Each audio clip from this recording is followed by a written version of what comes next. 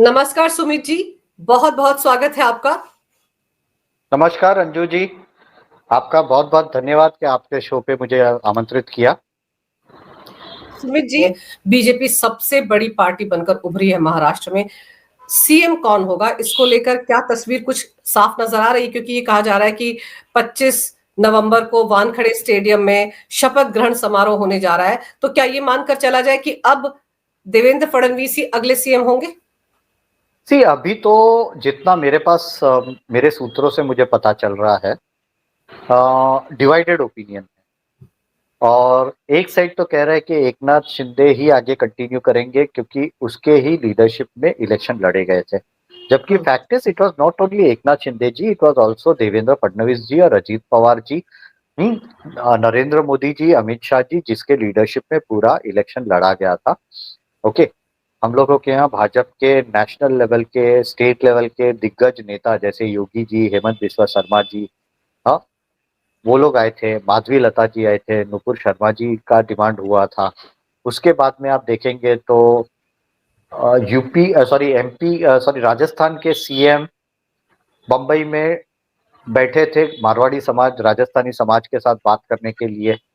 गुजरात से कई मिनिस्टर्स आए थे गुजराती समाज से बातचीत करने के लिए। कर्नाटक से मुझे पता है, I don't want to take names of the members of parliament, में लोकसभा राज्यसभा के एमपीज की बात कर रहा हूँ, नाम नहीं लूंगा। उन लोग अपने साथ में 400 450 कार्यकर्ता को लेके एक महीने से महाराष्ट्र में बैठे भाजपा के। हाँ, और मेरे पास जो खबरें आई है, और बहुत ही अच्छे सूत्रों से मेरे पास जो खबर आई है, उनको टारगेट्स दिए गए थे कि सुबह 11 बजे तक वोट डलवाने हैं और सेकंड स्लिप जो अपने वोटर्स की है वो अपने पास आ जानी चाहिए। और उन्होंने पन्ना प्रमुख लेवल तक में कर्नाटक के लड़कों ने काम किया है, पन्ना प्रमुख लेवल तक। यानी महाराष्ट्र के लोग थे ही थे, उसको सपोर्ट देने के लिए कर्नाटक से भाजपा के कार्यकर्ता, कर्नाटक के भाजपा के नेता आए थे। एक वहां के विधायक है, लिंगायत समाज के बहुत ही रिस्पेक्टेड लीडर है, वो महाराष्ट्र में कैंपेनिंग करने आए थे। क्योंकि महाराष्ट्र में भी कुछ स्टेट जिले है, सूबे है जहां लिंगायत समाज काफी स्ट्रांग है। और दूसरा चीज हुआ था कि कर्नाटक में कांग्रेस ने कुछ लिंगायत समाज के मठ है, उसको वक्फ बोर्ड की नोटिसेस भेजी थी कि अब ये हमारी जमीन है। तो वहां के जो साधु संत थे, वो लोग भी यहाँ आए थे लोगों को समझाने के लिए कि भैया आप सोच समझ के वोट दो, नहीं तो आपकी जो मठ की जमीनें हैं वो भी वक्फ बोर्ड में चली जाएगी। तो भाजपा की मेहनत बहुत बड़े लेवल पे हुई है। यहाँ मुझे पता है मोहन यादव जी भी आए थे कैंपेनिंग के लिए। तो भाजपा ने पूरे देश भर से यहाँ एडी चोटी का जोर लगाया है। और मैं बहुत लोगों से बात करता हूँ, मीडिया में कुछ लोगों से बात करता हूँ, कॉमन पब्लिक के साथ बात करता हूँ, बिजनेसेस के लोगों, बिजनेसमैन के साथ, industry lobby, financing community, financiers community के साथ बात करता हूँ। एक पॉपुलर सेंटीमेंट है कि देवेंद्र भाई को बनना चाहिए सीएम। उसका रीजन भी है, सी देखिए क्या है मालूम है, मेरा ज्यादा इंटरेक्शन जितना कॉमन मैन से होता है उतना ही बिजनेस कम्युनिटी के साथ होता है। कॉमन मैन का रिक्वायरमेंट बहुत सिंपल होता है, उनको एक राशन कार्ड बराबर मिल जाना चाहिए, उसको आधार कार्ड बराबर मिलना चाहिए, वोटर आईडी कार्ड मिलना चाहिए, हॉस्पिटल में जाए तो उनका जन आरोग्य कार्ड हो जाना चाहिए। वो सब छोटी मोटी रिक्वायरमेंट होती है, राशन कार्ड ये वो। बिजनेसमैन को बहुत सारी दूसरी तकलीफें होती है, जैसे 2.5 साल वसूली का प्रॉब्लम हुआ था। दूसरी चीज है गवर्नेंस, रिश्वतखोरी।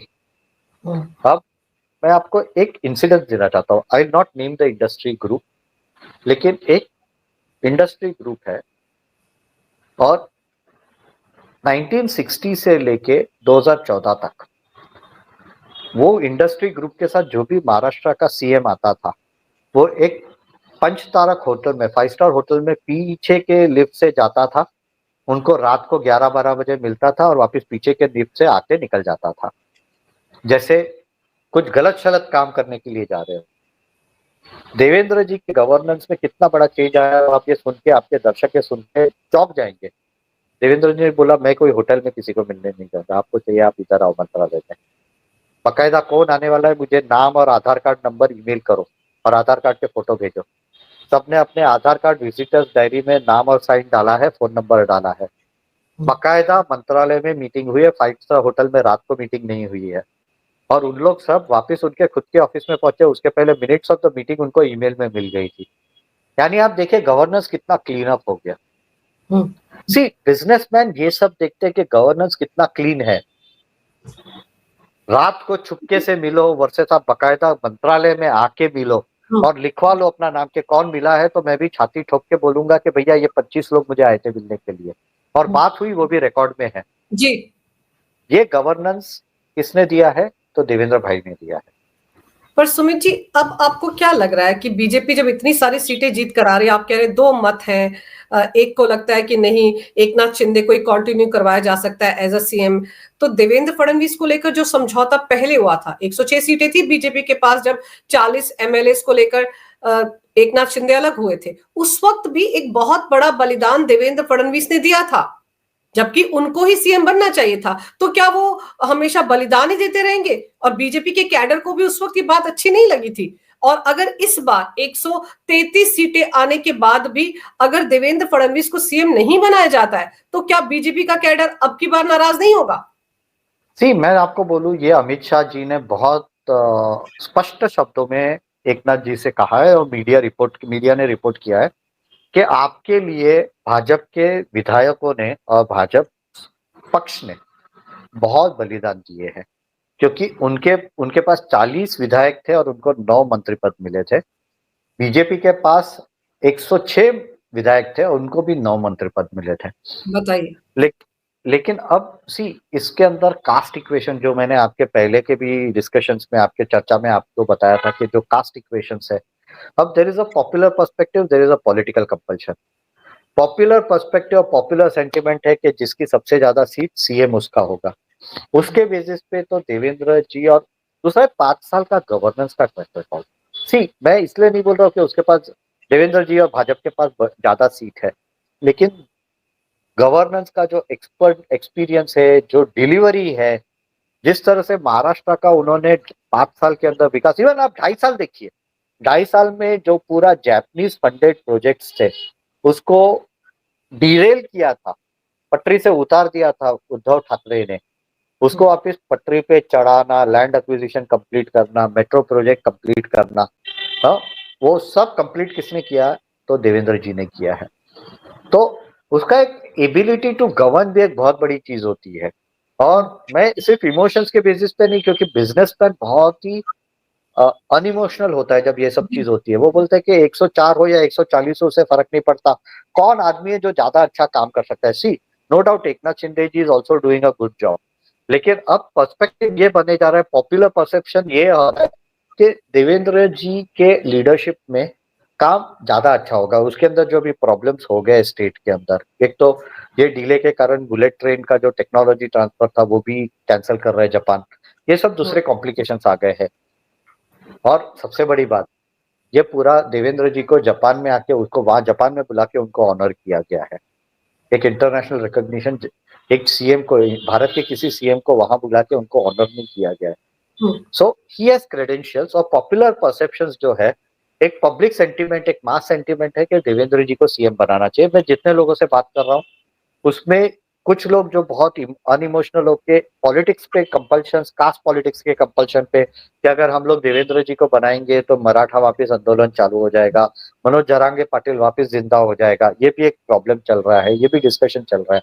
मेरे कुछ सूत्रों ने बताया कि उससे मनोज जरांगे पाटिल को वापस बल मिल जाएगा। और अभी क्या है, एकनाथ शिंदे जी एक शान्नुकुड़ी मराठा है, so he is a hardcore blue blooded thorough Maratha, तो उनको आगे रखने में पॉलिटिकल प्रॉब्लम्स नहीं आएंगे, कंटिन्यूटी रहेगी। तो दोनों तरफ के मत है। पॉपुलर हम लोग अगर लोगों से बात करें तो बहुत लोग बोल रहे हैं कि देवेंद्र जी को बनाना चाहिए। चलिए, अभी तो देखते हैं कि ऊंट किस करवट बैठता है, लेकिन ये समझाइए कि उद्धव ठाकरे की राजनीति का क्या होने वाला है? वो तो किस तरह से एग्रेसिव कैंपेन कर रहे थे, अब तो उन्होंने चोला भी बदल लिया है, जैसे आपने कहा कि ऊपर से भगवा था, अंदर तो हरियाली हरियाली थी। तो अब तो नतीजे देखने के बाद ऐसा लग रहा है कि ना वो घर के रहे ना घाट के रहे हैं। अभी 20 सीट है उद्धव ठाकरे के पास। मुझे अचंभा नहीं होगा अगर 14-15 लोग निकल के शिंदे के पास जाए और बोले कि हम आपके पार्टी में जुड़ना चाहते हैं। ओके, सो इन लोगों को, खुद के लोगों को आप कितना जोड़ के रख सकेंगे वो भी एक बहुत बड़ी बात है। शरद पवार की भी सिचुएशन 10 सीट पे है, और अगर उद्धव ठाकरे के यहाँ से 14-15 लोग निकल गए तो उद्धव तो 4-5 लोगों के साथ खत्म हो जाएगा, यानी he will become a fringe. और इसका दूसरे एक एंगल से देखिए, दूसरा एक एंगल है, दृष्टिकोण है कि इसका आगे चल के कॉर्पोरेशन इलेक्शंस, क्योंकि हम लोग ने जिला परिषद, जिला पंचायत के और ग्राम पंचायत के इलेक्शंस हो चुके हैं महाराष्ट्र में, लेकिन म्युनिसिपल कॉर्पोरेशंस के इलेक्शंस बाकी है। अब म्युनिसिपल इलेक्शंस के बाकी थे रिजर्वेशंस के कारण, वो मराठा आरक्षण के कारण। अब जब ये मैटर सॉर्ट आउट हो चुका है, पता चलेगा कि कितना, क्योंकि ये जो वॉश आउट है, बीएमसी और टीएमसी तो उसके हाथ से निकल गया है, उद्धव ठाकरे के हाथ से निकल गया है। मजे की बात है कि अगर आप देखेंगे तो मन से राज ठाकरे को एक भी सीट नहीं मिली है, उसका खुद का बेटा हार गया, और वो भी नंबर 3 पे था, नंबर 2 पे होता तो भी समझ में आता, नंबर 3 पे है। बीएमसी इलेक्शंस में उसके नंबर ऑफ सीट्स बहुत घट जाएंगे, और अगर जो एक काइंड ऑफ अनऑफिशियल समझौता सुनने में आया है बिटवीन भाजपा एंड एकनाथ शिंदे जी कि आप ठाणा रख लो, हमें बीएमसी दे दो, अगर वो होता है और बीएमसी के अंदर शिवसेना का सपोर्ट मिलता है बीजेपी को, तो बीजेपी बीएमसी में भी अपना मेयर ला सकेगी, and this will be the first time in the history of India, in of Maharashtra के बीजेपी का मुंबई के, जहां मुंबई में उनका मेयर हो। और ये बहुत जरूरी है, क्योंकि मुंबई को गवर्न करने के लिए जो इथोस चाहिए, जो प्रिंसिपल चाहिए, जो आदर्श चाहिए, वो भाजपा के पास है। उन्होंने वो स्टेट लेवल, नेशनल लेवल पे करके दिखाया, स्टेट लेवल पे करके दिखाया है। Bombay needs a very good mayor who can deliver. ऐसा मेयर नहीं चाहिए जो आज तक हमने शिवसेना से देखा कि भैया सिर्फ पैसा खाना है, पैसा बटोरना है, और मुंबई गई तेल लेने। तो ये हमें बहुत जरूरी है, और ये रिजल्ट से वो दिखाई दे रहा है कि मुंबई को भाजपा का मेयर मिलेगा। लेकिन सुमित जी, उद्धव ठाकरे तो हर हाल में चाहते हैं कि कमाई चली जाएगी उनकी, अगर बीएमसी उनके हाथ से निकल गई। आप कह रहे हैं कि 13-14 विधायक तो उनका साथ छोड़कर जा सकते हैं, एकनाथ शिंदे के साथ जाए या बीजेपी में भी आ सकते हैं। बीजेपी तो नहीं फिर तो लेगी, उनका एक तरह से खराब हो बीजेपी नहीं जाएगा। लेगी। हाँ, तो वो अगर ये निकल गए, अगर 5-6 पे आ गए उद्धव ठाकरे, हाँ, मिनिमम 14 लोग को छोड़ के जाना पड़ेगा, हाँ, फॉर अ डीमर्जर। तो अगर वो 14 लोग छोड़ के जाते हैं तो 6 पे आ जाएगी, 6 में से एक तो उसका ही बेटा है, तो 5 ही बचे, तो फिर वो गली क्रिकेट खेलने के बराबर ही रहे। और फिर कांग्रेस की हालत देखिए, 16 सीटों के आसपास कांग्रेस है, तो ये तो मतलब कि जिस हालत में पहुंच गया है पूरा का पूरा महाविकास अघाड़ी गठबंधन, आप सोचिए उनको तो नेता प्रतिपक्ष का पद भी नहीं मिल पाएगा विधानसभा के अंदर। इसका आगे मैं बताता हूँ। सबसे पहले कि नेता प्रतिपक्ष के लिए 29 सीट लगती है, किसी भी पार्टी के पास। आज किसी के पास 29 सीट नहीं है, ओके, किसी के पास 20 के ऊपर नहीं है, 29 तो छोड़िए। अब सीन ये होने वाला है, इसमें से अगर उद्धव ठाकरे के पास से और शरद पवार के पास से लोग निकल गए और अजीत पवार और उद्धव ठाकरे एकनाथ शिंदे जी के साथ जुड़े, तो ये दोनों की हालत कैसी हो गई? 4-5, 5-6 यहाँ, 2-3 यहाँ, ओके। तो इन लोग दोनों के बीच में भी पूरे 10 नंबर नहीं होंगे। एक कांग्रेस अकेला है जो खुद का एक राज्यसभा एमपी भेज सकेगी, एमपी राज्यसभा में भेज सकेंगे। शरद पवार को भी राज्यसभा में जाना डिफिकल्ट हो जाएगा। प्रियंका चतुर्वेदी और संजय राउत राज्यसभा में नहीं जा सकेंगे। उनका कार्यकाल कब खत्म हो रहा है? वो चेक करना पड़ेगा। तो जब भी उनका कार्यकाल तो उनका कार्यकाल अगले 5 साल के दौरान तो खत्म होने ही वाला है, तो वो दोबारा नहीं जा पाएंगे। हाँ, तो वो तो अब जा नहीं पाएंगे। तो हम लोग तो संजय राउत को बोलते हैं भांडुप का भूंगा, यानी वो जो लाउड स्पीकर होता है, हाँ, भांडुप का लाउड स्पीकर है वो। तो वह भी जितना टाइम है तब तक वो काफी चिल्लाएगा चिल्लाएगा चिल्लाएगा, लेकिन अब उसकी हालत नहीं है कि वो भेज सके। और स्पेशली अगर डिफेक्शन हुआ, अब उद्धव ठाकरे को खुद के विधायकों को संभालना भी भारी पड़ेगा। और दूसरी बड़ी बात है कि इसके बाद में जो लोकसभा में उसके सांसद है, 9 सांसद है, वो लोग भी सोचेंगे कि भैया यहाँ बैठे रहे या वहां चले जाए। और इस विधानसभा चुनाव में सबसे अहम बात यह है कि महाराष्ट्र की जनता ने मोहर लगा दी है कि असली शिवसेना शिंदे की शिवसेना है। जबकि आप याद कीजिए उद्धव ठाकरे ने कैसे कैसे आरोप लगाए थे एकनाथ शिंदे पर, मेरे पिता को चोरी कर लिया, अपने पिता का नाम क्यों नहीं लगाते हैं, ये सारी बातें कही थी। महाराष्ट्र की जनता ने उसका जवाब एक झटके में दे दिया उद्धव ठाकरे को। एक कहानी बताऊं आपको। एक कुम्हार होता है, वो पहले रोज सिर्फ मटके बनाता था और अपने गधे पे रख के लाद के वो शहर जाता था बेचने के लिए। तो उसने देखा कि मटके बेच के ज्यादा पैसे नहीं बनते हैं, तो उसने सोचा अब मैं मटके बनाने के बदले मिट्टी की मूर्तियां बनाऊंगा भगवान की और वो बेचूंगा, थोड़े पैसे ज्यादा मिलेंगे। अब वही गधे पे वो मिट्टी की मूर्तियां बनाता था देवियों के देवताओं के, और लाद के वो लेके जाता था। अब मिट्टी की मूर्तियां देवी देवताओं की देख के लोग नमस्कार करते थे कि भगवान की मूर्ति है तो नमस्कार कर लो। थोड़े समय के बाद गधे को लगा कि भैया ये लोग तो नमस्कार मुझे कर रहे हैं, उसको पता नहीं क्या उसके कंधे पे मिट्टी की भगवान की मूर्तियां हैं जिसको लोग नमस्कार कर रहे हैं, आपको नहीं कर रहे हैं। हमारे यहाँ जो ये एक बहुत बड़े नेता है जिसकी अभी धुलाई हो चुकी है, उसकी हालत भी वैसी है। लोग उनको उनके पिता, उनका हिंदुत्व के साथ कमिटमेंट, उसके कारण उनको लोग रिस्पेक्ट देते थे। बीजेपी ने तो इतना रिस्पेक्ट दिया है कि नरेंद्र मोदी जैसे दिग्गज नेता, हाँ, प्रधानमंत्री के पोजीशन पे होने वाला, पद पे बैठने वाला आदमी उद्धव ठाकरे को उसके घर पे मिलने जाता था। क्यों? Out of respect for Hindutva. बिल्कुल। Out of respect for Hindutva. इसको लगा कि भैया वो मेरा रिस्पेक्ट है, और उसने हिंदुत्व को छोड़ दिया। लास्ट में तो उसने यहाँ तक बोला कि 93 के दंगों के लिए मैं माफी मांगता हूँ, 92 के दंगों के लिए माफी मांगता हूँ। बताइए। ओके ओके, वो भी गलती थी, चलो समझ लिया। उसको मुसलमान के वोट लेने थे तो सब करना पड़ता है, हाँ।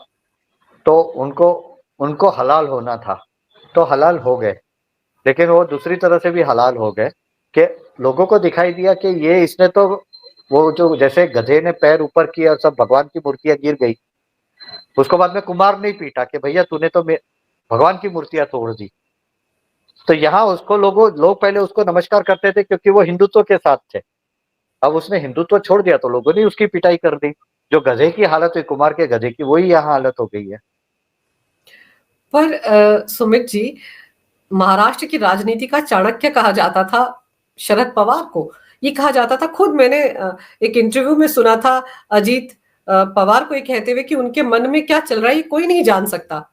तो अब बताइए शरद पवार के मन में अब क्या चल रहा होगा, क्योंकि पहले कहा जा रहा था कि भतीजे को मात दे देंगे, बहुत डरे डरे से भी थे अजीत पवार की, पता नहीं उनकी पार्टी का क्या होगा। लेकिन जिस तरह से 41 सीटें उनको मिल रही हैं और 10 सीटें ले देकर शरद पवार की पार्टी को मिल रही हैं, तो साफ हो गया है कि महाराष्ट्र की जनता ने यह भी तय कर दिया कि भाई असली एनसीपी तो अजीत दादा पवार की ही है। उससे ज्यादा क्या हो गया है मालूम है? सबसे बड़ी बात है कि हिंदुत्व का जो हिंदू पोलराइजेशन होना चाहिए वो हुआ है, और दूसरा इससे पॉलिटिक्स में एक टर्न आया है। और आई थिंक अब ये सब जगह दिखेगा कि सेक्युलर पार्टीज को सेंट्रल लाइन लेनी पड़ेगी। अगर उनको सेक्युलर बनना है तो वो हिंदू विरोधी और मुस्लिम कट्टरपंथ का सपोर्ट करके खुद को सेक्युलर का इमेज बना के रखेगी, तो लोग ऑटोमेटिकली हिंदुत्व के तरफ झुकेंगे। अगर वो सेक्युलर है तो आप सेक्युलर बनो, आप मुस्लिम कट्टरपंथियों के सामने भी बोलना सीखो। आप मुस्लिम कट्टरपंथियों के गोद में बैठोगे, उनको पैसे दोगे, उनके आतंकवादियों को रिहा करने की बात करोगे, आप लोगों की जमीनें छीनने के लिए सपोर्ट दोगे, आप बोलोगे कि आपके लिए अलग रिजर्वेशन होगा, तो ऑटोमेटिकली काउंटर पोलराइजेशन होगा। तो सेक्युलरिज्म को मेंटेन करने के लिए आपको कट्टरपंथी कोई भी हो, कोई भी समाज का हो, कोई भी पंथ का हो, कोई भी धर्म का हो, हाँ, कोई भी भाषा का हो, उसके सामने फ्रैंकली और ऑनेस्टली खड़ा रहना पड़ेगा और सेंट्रल लाइन रखनी पड़ेगी। हिंदुत्व एक्चुअली सेक्युलर है। किसी ने ये नहीं बोला कि आज देवेंद्र जी ने ये नहीं बोला कि हम मुसलमानों की जमीन छीनेंगे। हाँ, उन्होंने अगर गैर कायदेसर तरीके से हड़प कर लिए तो वो वापस ली जाएगी, लेकिन आपकी हक की है। जैसे यहाँ हुआ था, आपकी यहाँ चर्चा हुई थी, आपने नोटिस भी आपके स्क्रीन पे आपके दर्शकों को दिखाई थी कि पूरे के पूरे गांव को खाली करने की बात है। ये हिंदुत्व नहीं करता है। Hindutva is pure secularism. ये जो सेक्युलरिस्ट है, जो लेफ्टिस्ट है, दे आर एक्चुअली इस्लामिस्ट। उसको ऊपर से खरोचो, अंदर से पूरा हरियाली हरियाली निकलेगी। आपको मैं एक आपके दर्शकों को एक इंफॉर्मेशन देता हूँ। लोग बोलते हैं कि लेनिन ने और मार्क्स ने बोला था कि religion is the opium of masses. Okay, कि धर्म से दूर रहना चाहिए। उसके बाद में लेनिन ने कैसे सत्ता में आया? सबसे पहले जो इन लोग ये 10 साल से कर रहे हैं कि ईवीएम को दोष दे रहे हैं, लेनिन ने तब सेम किया था। वहां इलेक्शंस हुए थे रशिया में वहां की जो बोल्शेविक पार्टी है वो इलेक्शन हार गई थी। 26% मत मिले थे। 42% मत मिला था मेंशेविक्स पार्टी को। इन्होंने बोला कि इलेक्शन फेक्ट है, ये है, जैसे यहाँ ईवीएम को गाली देते हैं। और उसने सपोर्ट लिया इस्लामिस्ट का, मुल्ला और मौलवी का सपोर्ट लिया और मेंशेविक्स को मार के सत्ता हासिल की। यानी जिस तरह से हम लोगों ने देखा है मिडिल ईस्ट में हुआ, दूसरी जगहों पे हुआ, राइटिंग करके पावर लिया था लेनिन ने। ओके, और वो किसके सपोर्ट से? तो इस्लामिस्ट के सपोर्ट से। और लेनिन ने, आपके दर्शक ये सुन के शॉक हो जाएंगे क्योंकि ये बात कोई भी लेफ्टिस्ट और लिबरल नहीं बोलता है। लेनिन ने उनको बोला था हम ड्यूअल सिस्टम रखेंगे, हम ऑर्थोडॉक्स चर्च को खत्म कर डालेंगे धर्मनिरपेक्षता के नाम पे, जो कि यहाँ भी नेहरू से लेके सभी सेक्युलरवादियों ने किया कि हम हिंदू धर्म को खत्म कर डालेंगे, लेकिन हम तुम्हारे शरिया को, यानी 2 पैरेलल सिस्टम रखेंगे। आपके यहाँ मदरसा चालू रहेंगे, आपकी मस्जिद चालू रहेगी, आपका शरिया लो पैरेलली चलेगा, जो यहाँ नेहरू से लेके आज तक चलता आया है। उनका वक्फ बोर्ड भी चलता है, उनका ट्रिपल तलाक भी चलता है, उनका मुस्लिम पर्सनल लॉ भी चलता है। ओके, उनका पर्सनल सिविल कोड चलता है, क्रिमिनल कोड तो नहीं चलता है। तो सेम मॉडल यहाँ रेप्लिकेट हुआ। तो लेफ्टिस्ट को, अगर लिबरल्स को खरोचा तो अंदर से इस्लामिस्ट ही निकलेंगे उन लोग। तो इस तरह से लिबरलिज्म नहीं टिक पाएगा। यहाँ पर सुमित जी ये बात भी मान सकते हैं कि जो गलती लोकसभा चुनाव में महाराष्ट्र के लोगों ने की थी, फेक नैरेटिव के जाल में फंसकर, कम से कम उस गलती को सुधार लिया है महाराष्ट्र के लोगों ने विधानसभा चुनाव में। इसमें 2 चीजें हैं। पहले लोगों में भी कॉम्प्लेसेंसी आ गई थी। जैसे ही 400 पार का स्लोगन आया, भाजपा के कार्यकर्ता भी कॉम्प्लेसेंट थे। हाँ, कॉम्प्लेसेंसी, क्योंकि वो जो राम मंदिर के बाद वेव मेंटेन होना चाहिए वो मेंटेन नहीं कर पाए, वहां गलती हुई बीजेपी की। और दूसरा, लोगों को लगा अब 400 पार आ गया है तो जो 2004 में वाजपेयी जी के साथ हुआ वही 20 साल के बाद रिपीट हुआ, मुझे जाने की क्या जरूरत है। लोनावला में होटल के रेट्स 8-8, 10-10 हजार रुपए एक रात के हो गए थे। क्यों? क्योंकि बंबई के लोग हॉलीडे मनाने लोनावला चले गए थे, अलीबाग चले गए थे। हमें क्या वोट देने की जरूरत है? मोदी जी तो जीत के आ रहे हैं। कॉम्प्लेसेंसी कार्यकर्ता और वोटर दोनों में इस वक्त एक है कि लोगों को पता चल गया कि भैया हालत खराब है। योगी जी ने बोल दिया कटेंगे तो कटेंगे, वो सबके इस वक्त होटल के रेट नहीं बढ़े हैं, लोग नहीं गए हैं। कोलाबा जैसे एरिया में लास्ट टाइम लोकसभा के वक्त है ना 32% का वोटिंग था टर्नआउट, इस वक्त 44% टर्नआउट था। This is in the elitest area Colaba. Okay, तो आप समझ जाइए 32 का 44 हुआ, यानी इलीट क्लास में भी एक इफेक्ट आया। 1995 में पहली बार 71% का वोटिंग हुआ था, वोटर टर्नआउट। उसके बाद में अब 66.2% हुआ।